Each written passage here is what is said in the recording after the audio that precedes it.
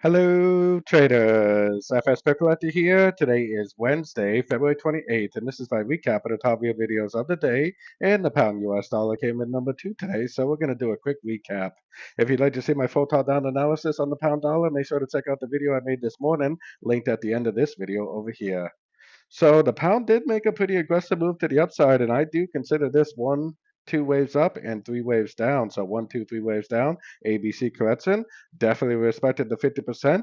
The wave C made a higher high than the wave A, which definitely happens. I mean, I just call that an irregular ABC correction. I think there's a pretty good chance this move down is going to make another higher low, and I think there's a very good likelihood that it is going to continue the uptrend.